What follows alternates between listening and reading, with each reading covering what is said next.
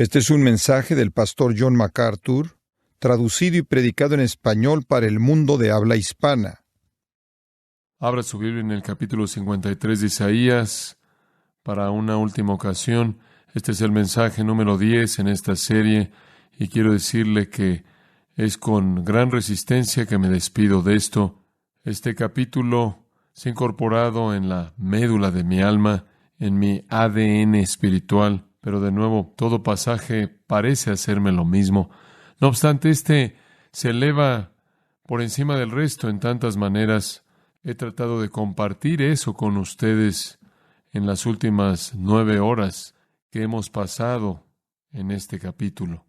Cuando comenzamos este estudio un par de meses atrás, le presenté el hecho de que la verdad en este capítulo respondería la pregunta más importante, esencial, vital, crítica, que jamás puede ser presentada. Que este capítulo proveería la respuesta a la pregunta más seria, de mayor peso, más significativa de todas. Que la pregunta que este capítulo responde es más importante que cualquier otra pregunta. Es más importante que todas las demás preguntas combinadas. Es infinitamente más importante que cualquier otra pregunta combinada. Y la pregunta que es respondida en este capítulo no tiene nada que ver con salud, no tiene nada que ver con riqueza, no tiene nada que ver con éxito, no tiene nada que ver con educación, no tiene nada que ver con sociología, no tiene nada que ver con religión per se, no tiene nada que ver con política, moralidad o filosofía. Trasciende todas esas preguntas y de hecho la pregunta que responde es la pregunta para la cual la Biblia fue escrita. La Biblia fue escrita para responder a esta pregunta, la cual es respondida de manera preeminente en este capítulo mismo.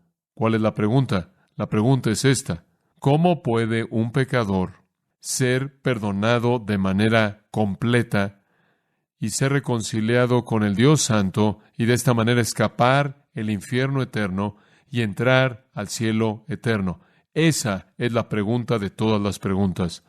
Y debido a que todo ser humano vivirá para siempre, o en el infierno eterno o en el cielo eterno, esa es la pregunta que necesita ser respondida de manera más desesperada que cualquier otra.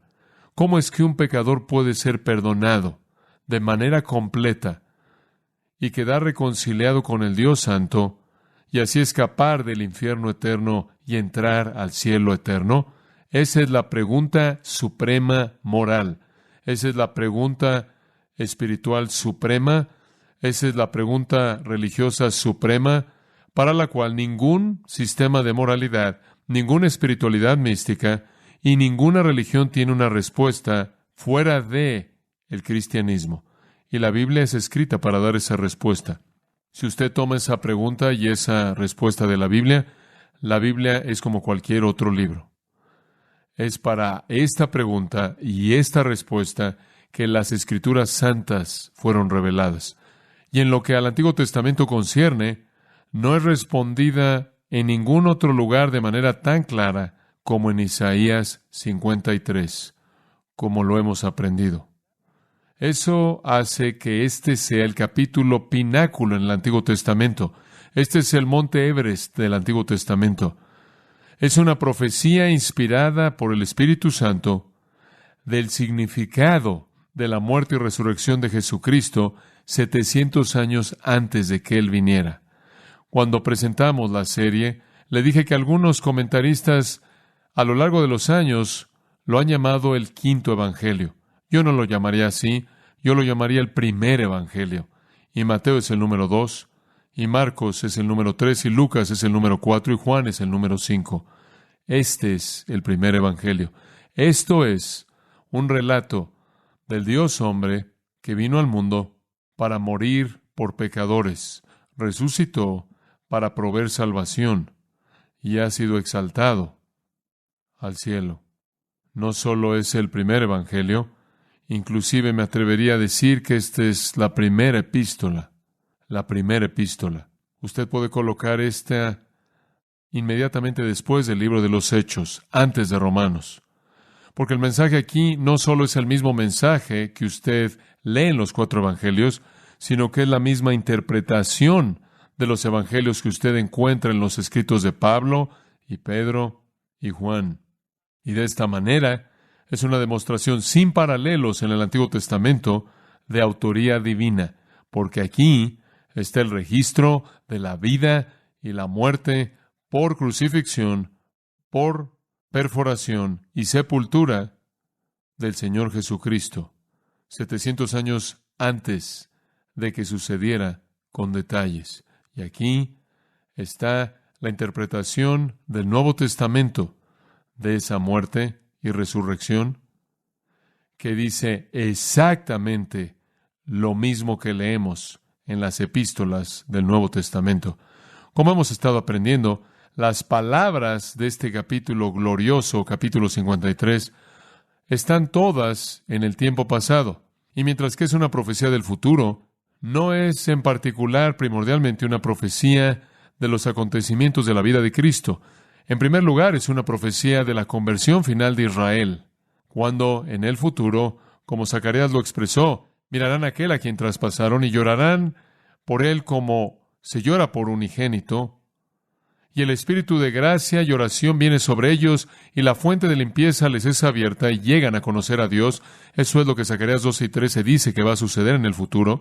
La promesa de Dios en Ezequiel 36 es la salvación futura de Israel, es repetida en Jeremías 31, y es afirmada en Zacarías 12, 13 y 14. De ahí es de donde Pablo extrae lo que él dice en Romanos 11, que todo Israel será salvo.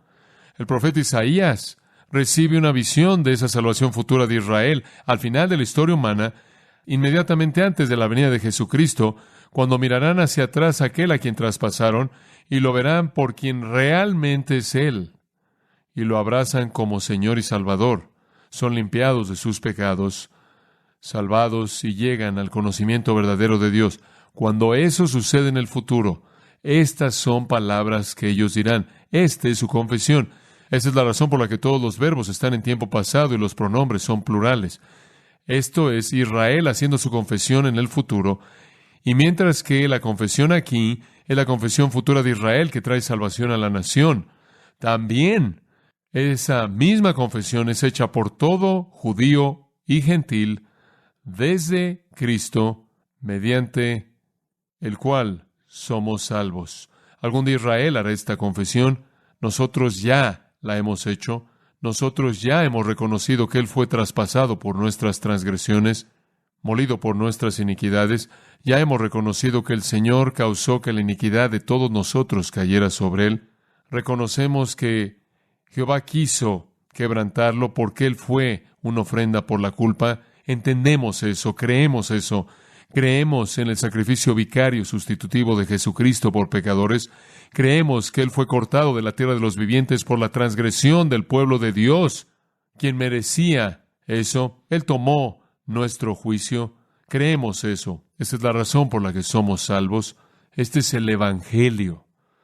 Esta confesión es el corazón de la teología de la salvación. Aquí está la doctrina de la justificación por la imputación de nuestros pecados al justo, el siervo de Jehová, quien se convierte en el sacrificio sustitutivo, muriendo en nuestro lugar, tomando el castigo dado por Dios por nuestros pecados y por todos los pecados de todos aquellos que jamás creen en Él.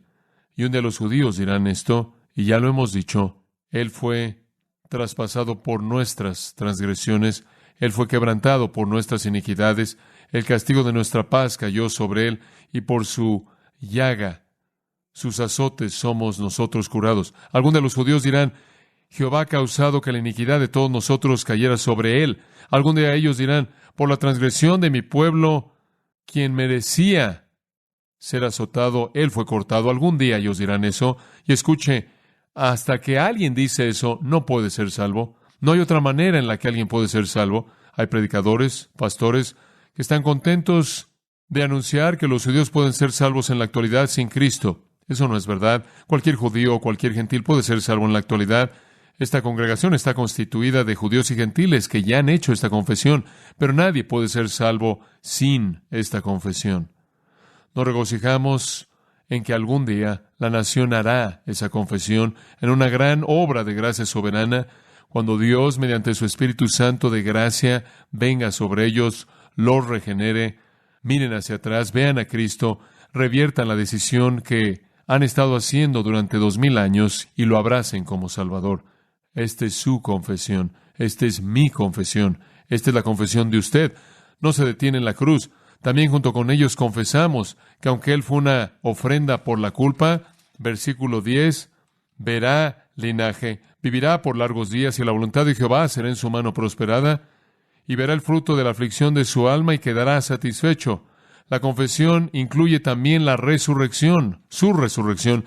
Si Él está muerto, ¿cómo puede Él ver su linaje? ¿Cómo puede Él prolongar sus días? ¿Cómo Él puede cumplir la voluntad del Señor y ver el fruto de la aflicción de su alma y quedar satisfecho a menos de que Él resucite de los muertos? Confesamos que no solo Jesús murió, sino que Él resucitó, Romanos 10. Si usted cree en su corazón que Dios lo levantó de los muertos y lo confiesa como Señor, será salvo. Eso es lo que creemos, así es como lo vemos, así es como los judíos lo verán. Pero eso en sí mismo no es la última palabra. ¿Estamos en lo correcto? ¿Estamos en lo correcto? Escuche, este entendimiento de la doctrina de la justificación, expiación sustitutiva vicaria, ha estado bajo ataque desde la época del Nuevo Testamento. Está bajo ataque en la actualidad. Hay teólogos que niegan la expiación sustitutiva de Jesucristo como una provisión por los pecados de todos los que jamás creerán individualmente. Siempre hay una batalla por esta doctrina. De hecho, pareció como si la batalla se perdió durante 1000 años hasta que la Reforma la recuperó. ¿Lo entendimos correctamente? ¿Es lo que leemos aquí, esta confesión futura de los judíos? ¿Es este un entendimiento preciso de la cruz? ¿Es este un entendimiento preciso del significado de la muerte de Cristo y su resurrección? Y no solo su muerte y resurrección, sino su exaltación, porque según el capítulo 52, 13, Él será engrandecido y exaltado y será puesto muy en alto y sorprenderá a las naciones, asombrará a muchas naciones. Él silenciará, Él callará las bocas de todos los monarcas del mundo porque Él será tan superior a ellos. Esto no solo habla de su venida la primera vez, sino de su venida la segunda vez para reinar. ¿Lo entendieron bien los judíos? ¿Lo ven correctamente? ¿Es así como lo vemos? ¿O es esa la manera en la que Dios lo ve? ¿Cómo es que Dios ve la cruz? Bueno, sabemos desde el principio de este texto, capítulo 52, versículos 13 al 15, que Dios es el que habla. He aquí mi siervo, mi esclavo Ebed, el esclavo de Jehová, el cual ha sido el título del Mesías, remontándose al capítulo 42. Entonces sabemos que Dios aquí es el que habla, primera persona, y Él está describiendo la carrera del Mesías, su esclavo, y Él dice que prosperará. Él será engrandecido y exaltado, y será puesto muy en alto. Él asombrará a muchas naciones. Entonces Él habla de su exaltación y su soberanía. En el versículo 14, el que está a la mitad, habla de que será desfigurado, será herido y será peor que cualquier humano. Su forma será más menospreciable, será más desfigurado que cualquier otro hombre. Entonces nos está diciendo que la carrera de su siervo, quien está por venir, incluirá gloria y sufrimiento. Ese es un enigma para los judíos. Estaba leyendo un libro en un vuelo anoche de Seattle aquí, y fue un libro que estaba describiendo lo que los rabinos creen y han pensado a lo largo de la historia acerca de esta porción de las Escrituras. Y estaban preocupados por este enigma. ¿Cómo es que el Mesías puede ser exaltado y glorificado y desfigurado más que cualquier otro hombre? Y las maquinaciones que atravesaron a lo largo de su historia, desde el tiempo pasado de Cristo hasta el día moderno, tratando de explicar cómo es que esto puede explicar al Mesías, son casi infinitas. ¿Cómo es que usted resuelve esto? Bueno, el capítulo 53 lo resuelve simplemente diciendo que antes de que Él sea exaltado, Él será humillado. Entendemos eso. En su primera venida, Él será desfigurado y ejecutado. En su segunda venida, Él va a venir a reinar y a gobernar. Así es como lo entendemos. Pero eso es coherente con la manera en la que Dios lo entiende. Después de todo, es la perspectiva de Dios la que importa. El problema de la salvación, el problema del perdón, el problema de la reconciliación, el problema de la vida eterna o el asunto de la vida eterna no es acerca de cómo vemos nosotros las cosas. No es la corte final decir cómo es que nosotros lo vemos. La corte final es cómo es que Dios lo ve. Quiero la perspectiva de Dios de la muerte de Cristo y de la resurrección de Cristo. Y entonces tenemos eso en los últimos 2 versículos de este capítulo sorprendente. Comenzando a la mitad del versículo 11, Dios habla. Todos los pronombres cambian. Van de estar en el plural al singular. Los verbos van de estar en tiempo pasado al futuro. Va de los judíos como una nación, viendo de regreso a la cruz, a Dios hablando hacia adelante a la cruz. ¿Y cuál es la perspectiva de Dios? Escuche, comenzando con por su conocimiento. Versículo 11. Por su conocimiento, el justo, mi siervo, justificará a muchos y llevará las iniquidades de ellos. Por tanto, yo le daré parte con los grandes y con los fuertes repartirá despojos, por cuanto derramó su vida hasta la muerte y fue contado con los pecadores, habiendo él llevado el pecado de muchos y orado por los transgresores. Esas son las palabras mismas de Dios, resolviendo el enigma de los versículos 13 al 15 en el capítulo 52. Esta es la perspectiva de Dios. Los pronombres mí y yo, los verbos futuros, Dios hablando de manera personal, prediciendo la realidad misma que los judíos confesarán. Él está prediciendo la muerte del justo. Él está prediciendo que Él se derramará a sí mismo hasta la muerte. Él está prediciendo que será una muerte que llevará el pecado, que Él llevará los pecados de los muchos y que por eso Él justificará a los muchos. Esa es la doctrina de la expiación vicaria sustitutiva, justificación por imputación. Esa es la gran doctrina que ha sido confesada por la generación futura de judíos y por todos nosotros, y Dios la afirma. Dios la afirma. Dios afirma la deidad de su siervo, cuando en el versículo 11 Él lo identifica como el justo. El justo. Diré más acerca de eso en un momento. Él afirma su humanidad cuando Él habla de que Él derramó su vida hasta la muerte y que fue incluido entre los transgresores, pero primordialmente Él se refiere a su expiación vicaria sustitutiva sacrificial, cuando Él dice en el versículo 11 que Él llevará las iniquidades, y en el versículo 12, habiendo Él llevado el pecado de muchos, inclusive afirma su resurrección, porque Él le dará parte con los grandes y con los fuertes repartirá despojos. Él afirma su mediación, su intercesión en la última línea, y orado por los transgresores. Entonces aquí hay una palabra de Yahweh, una palabra de Jehová, declarando la respuesta a la pregunta suprema de la vida. ¿Cómo es que un pecador puede ser perdonado de manera completa y reconciliarse con Dios, siendo liberado, por lo tanto, del infierno eterno al cielo eterno? La respuesta de Dios es mediante la muerte del justo, que muere en el lugar del pecador, pagando de manera completa la paga por el pecado. Esta es la afirmación de Dios. Veámoslo de manera más detenida. Como dije, Dios es el orador, Dios es el que habla. Yahweh, Dios Padre, es el que vuelve a hablar y Él vuelve a presentar a su siervo. Mi siervo lo llama Él en el versículo 11, y eso es lo que Él lo llamó cuando Él lo presentó allá atrás en el 52:13. Mi siervo, el siervo de Jehová. Ese título mesiánico, estamos familiarizados con él, pero quiero enfocarme en el justo, el justo.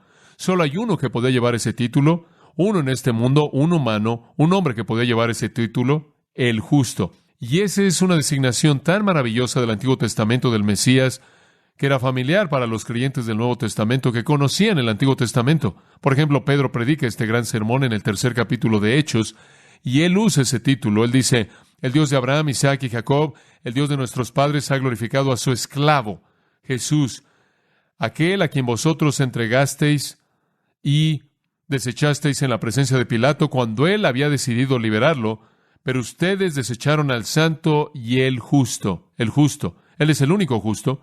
Esteban predicó ese gran sermón antes de que fuera aplastado debajo de las piedras sangrientas, y él dice: ¿a quién de los profetas vuestros padres no persiguieron a los judíos? Ellos mataron a aquellos que habían anunciado previamente la venida del justo, el justo. Ese se había convertido en un título mesiánico. En el capítulo 22, Pablo reitera su testimonio acerca del camino a Damasco, y él dice: fui a la casa de Ananías, y Ananías me habló acerca del justo. De regreso entonces al capítulo 53, Dios también establece este título aquí, a llamar a su siervo el justo, el único que fue santo sin mancha, apartado de los pecadores, en quien no hubo pecado, de quien se dijo: este es mi hijo amado, en quien tengo ¿qué? Complacencia. Entonces aquí está Dios hablando de su hijo, su esclavo, el justo, y él dice esto: Por su conocimiento justificará mi siervo justo a muchos. Los muchos se refiere a los que creen. Los muchos se refiere al pueblo de Dios. Los muchos significa aquellos por cuyos pecados Él murió y expió. Él justificará, esto es, Él proveerá justicia para ellos. Él, mediante su sacrificio, al llevar los pecados de ellos, podrá concederles su justicia. Entendemos la doctrina de la justificación, que Él muere, el justo, para justificar a muchos pecadores. La frase en la que quiero concentrarme, porque usted conoce esas otras cosas, es por su conocimiento. ¿El conocimiento de quién estamos hablando aquí? Puede ser de una u otra manera en el hebreo, podría ser por su conocimiento, por el conocimiento de Él, y eso es lo que es implícito en unas versiones, por su conocimiento, refiriéndose al conocimiento del siervo, el justo. Él justificará a muchos. Podría estarse refiriendo al conocimiento de Él, del plan de Dios, su entendimiento del plan de Dios, la sabiduría perfecta que Él poseyó. Isaías presenta un punto en el capítulo 1 y capítulo 5 acerca de que los israelitas carecen de conocimiento. Él presenta otro punto muy fuerte en el capítulo 44 de Isaías acerca de que las naciones carecen de conocimiento. Entonces, quizás aquí Él está diciendo, pero el justo tiene el conocimiento que demanda para hacer la voluntad de Dios y proveer justificación para los muchos. El problema con eso es que no fue por el conocimiento de Él que Él nos justifica. Fue por su ¿qué? Por su muerte. El hebreo nos permite traducirlo de esta manera. Por el conocimiento de Él, del justo, mi siervo, justificará a los muchos. La justificación vendrá a aquellos que lo conocen, a Él, que lo conocen. Es mejor interpretar esto como nuestro conocimiento de Él, de su persona, de su obra, de su provisión en su muerte y resurrección, el Evangelio. Aquí Dios valida la gran comisión. Aquí Dios dice que Él justificará a los muchos que tengan el conocimiento de Él. En ningún otro nombre hay salvación. Nadie viene al Padre sino por mí. Escuche, en Romanos 10, Pablo está sobrevolando Isaías cuando él escribe, inclusive hace referencias a varias porciones de Isaías, y Pablo dice esto, él dice, porque todo aquel que invocar el nombre del Señor, Romanos 10, será salvo. Pero después dice, ¿cómo invocarán en aquel en quien no han creído? No pueden. Después él dice, ¿cómo creerán en aquel de quien no han oído? Y después él dice, ¿cómo oirán sin un predicador? ¿Cómo oirán sin haber quien les predique? ¿Y cómo predicarán a menos de que fueran enviados? Y después esa afirmación maravillosa, cuán hermosos son los pies de aquellos que predican las buenas nuevas. Solo son aquellos que lo conocen que pueden ser salvos. Y eso es lo que está diciendo, por el conocimiento de Él, el justo, mi siervo. Él justificará a muchos. Esa es la razón por la que vamos a los fines de la tierra con el Evangelio. Esa es la razón por la que le predicamos a toda criatura. No hay otra manera en la que ellos sean salvos. Israel no es salvo porque son judíos, porque son monoteístas. Ellos no serán salvos hasta que, como individuos, ahora en la época de la iglesia o en el futuro, al final de la época, miren a aquel a quien traspasaron y lloren por él y lo confiesen como Señor. Aquí está el testimonio de Dios de la urgencia de proclamar el mensaje de Jesucristo hasta los fines de la tierra. Los muchos, la gente por quien Cristo murió, solo puede ser salva cuando lo oyen, porque la fe salvadora viene, Romanos 10, por oír el mensaje acerca de Cristo. La fe viene por el oír la palabra acerca de Cristo. Ese es nuestro mandato, y ese mandato nos es dado aquí por Dios mismo. Entonces, la gran comisión es colocada aquí en este mismo capítulo y el llamado a la fe basada en el conocimiento de la revelación verdadera de Cristo. Y después Dios dice, conociéndolo a Él de una manera salvadora, conociéndolo en fe penitente, justificará a los muchos. ¿Cómo? ¿Cómo es que conocerlo a Él justificará? Porque Él llevará sus iniquidades. Dios cree en la doctrina de la justificación. Dios cree en la doctrina de la imputación, porque Dios la ordenó. Él tiene más que decir. La segunda mitad del versículo 12. Estas son las palabras de Jehová, Yahweh, hablando de nuevo de su siervo el justo. Él derramó su vida hasta la muerte. Los verbos siempre son verbos de disposición. Derramó su vida hasta la muerte. Como allá atrás en el versículo 7, Él fue oprimido y Él permitió que lo afligieran. Vimos todos esos. Su disposición está repleta a lo largo de esta porción entera de las Escrituras. Literalmente significa que Él entregó su alma a la muerte. Entonces Dios está haciendo un eco de la confesión que ya hemos leído de los judíos. Sí, Él se entregó a sí mismo a la muerte. Después esta afirmación maravillosa, y fue contado con los pecadores. Literalmente en el hebreo significa Él se dejó a sí mismo ser incluido entre los transgresores. De hecho, Jesús cita esto en Lucas 22:37, antes de que Él fuera a la cruz. Él cita estas palabras mismas. Es una referencia a su encarnación, que Él literalmente fue incrustado entre los transgresores. Él vivió entre los transgresores. Él se mezcló en este mundo. Y desde un punto de vista visual, Él no se vio diferente del resto de la gente. No tuvo alguna aureola. Él no se movió a 1 metro del piso. Él no tuvo un atractivo o majestad. No hubo nada en su apariencia que lo hiciera atractivo. Él se vio como cualquier otro hombre. Él caminó como cualquier otro hombre. Él habló con una voz como la de cualquier otro hombre. Él comió, hizo lo que los hombres hacen. No hubo nada en Él que los llevara a la conclusión de que Él era sobrenatural. Ese fue parte del problema cuando Él hizo milagros. Hubo un choque entre lo que Él parecía ser y el poder que Él tuvo, que decidieron en su incredulidad que era el poder de Satanás, lo que de alguna manera estaba operando a través de Él. Aquí Dios afirma la encarnación. Aquí Dios mismo, en sus propias palabras, dice que Él descendió y se dejó a sí mismo ser incrustado en el mundo de hombres caídos. Esto es Filipenses capítulo 2, que Él se humilló a sí mismo, tomó forma de hombre, de siervo, y fue hasta la muerte, inclusive muerte de la cruz. Entonces, no es acerca de su muerte con criminales, es acerca del hecho de que Él vino a tomar su lugar con pecadores.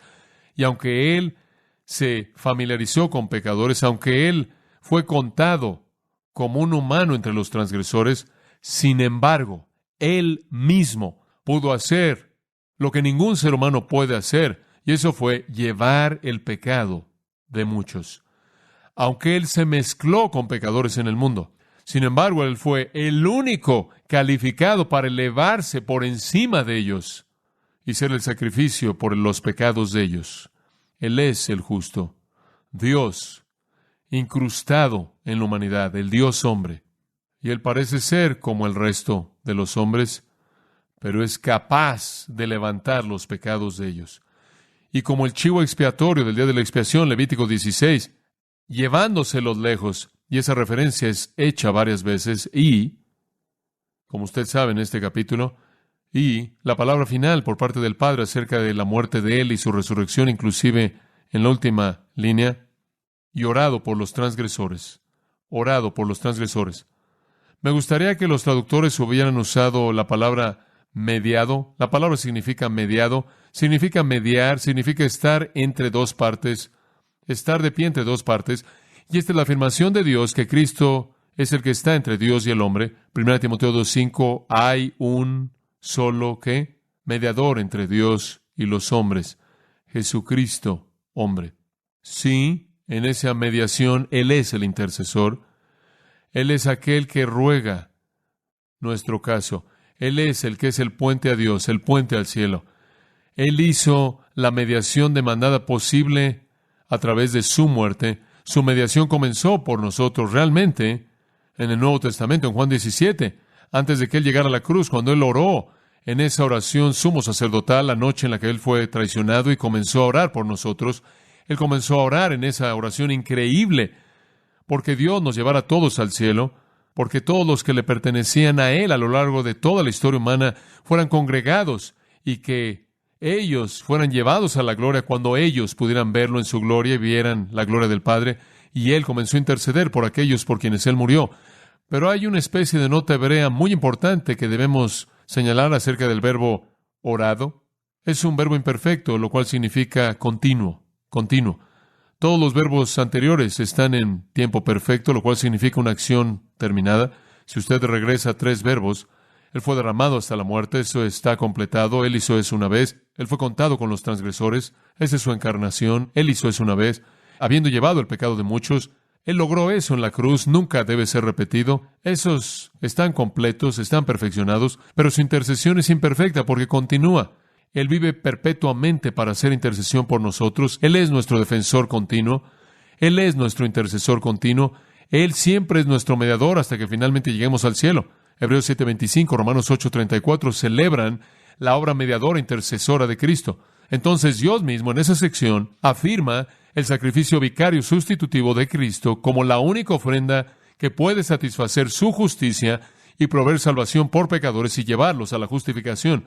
Esto quiere decir que son declarados justos por Dios. Eso viene únicamente a aquellos que lo conocen. Conocerlo, así es como la justificación se lleva a cabo individualmente. Y el conocimiento de Él, por lo tanto, es crítico. Eso entonces se convierte en el mandato para que nosotros esparzamos, diseminemos el conocimiento de Él al mundo. Esta es una confesión que los judíos harán un día. Esta es una confesión que ya hemos hecho. Y esta es una confesión que Dios mismo afirma. Eso nos lleva finalmente a la última palabra, versículo 12. Hemos visto el siervo sorprendente, el siervo menospreciado, hemos visto el siervo sustituido, el siervo silencioso, el siervo matado, y aquí está el siervo soberano, comenzando en el versículo 12. Por tanto, yo le daré parte con los grandes, y con los fuertes repartirá despojos. Resurrección, claro.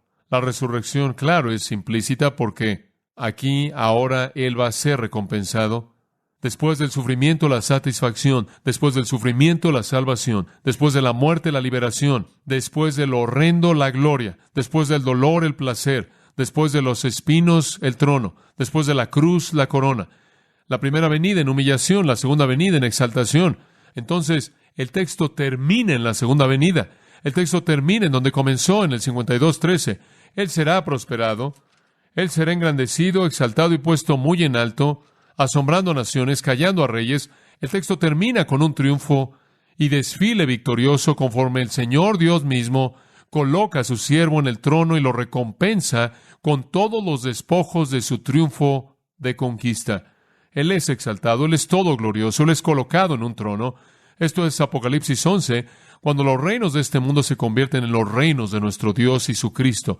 Esto es Apocalipsis 19, cuando Él viene en un caballo blanco con todos los santos a juzgar y hacer guerra en contra de los impíos, y después establecer su reino glorioso en la tierra durante 1000 años, seguido de los cielos nuevos y la nueva tierra eternos, en los cuales Él reina y Él es exaltado para siempre.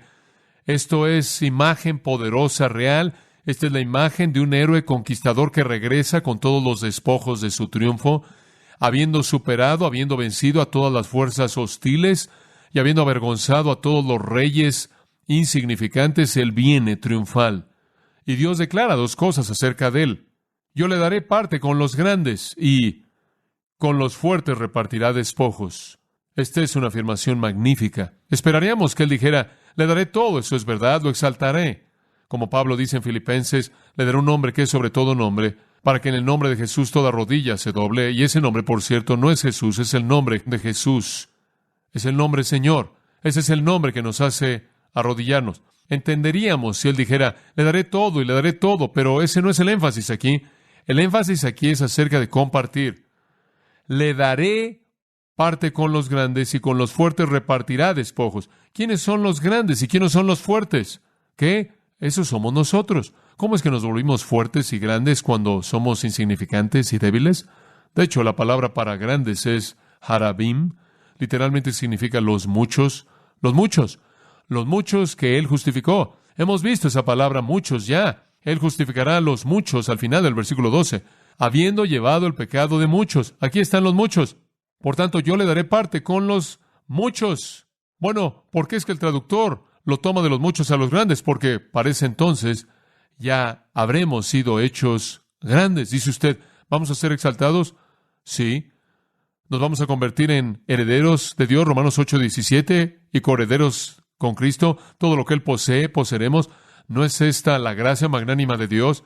¿No nos sentamos en la eternidad, en cierto sentido, empobrecidos, viendo a Cristo disfrutar todas las recompensas, sino que todo lo que Él posee lo comparte con nosotros? Esta es la extensión de la gracia masiva de Dios. Él divide el botín con los fuertes. ¿Quiénes son los fuertes? Son los débiles hechos fuertes. Somos los muchos hechos grandes y somos los débiles hechos fuertes. Somos los triunfantes. Eso es lo que eso significa. Marchamos con Él. Me gustaría que tuviéramos tiempo de ir al libro de Corintios, en donde Pablo dice, marchamos en el triunfo. Todo el botín que Cristo ganó en la cruz, todos los redimidos de todas las épocas, estarán participando de una comunión eterna que enriquecerá nuestras vidas. Todo lo que Él posee de las glorias eternas del cielo nuevo y la tierra nueva será también nuestra posesión. Reinaremos en la tierra, en el reino milenario con Él. Nos sentaremos en tronos con Él y reinaremos para siempre con Él en las glorias de los cielos nuevos y la tierra nueva, y todo lo que es de Él será nuestro. Entonces la promesa de Isaías es una generación futura de Israel que será salva finalmente al final. Y esta será su confesión. Y Dios mismo afirma que esta confesión es un entendimiento verdadero de la obra de Cristo en la cruz. Pero esta confesión debe ser la confesión de usted.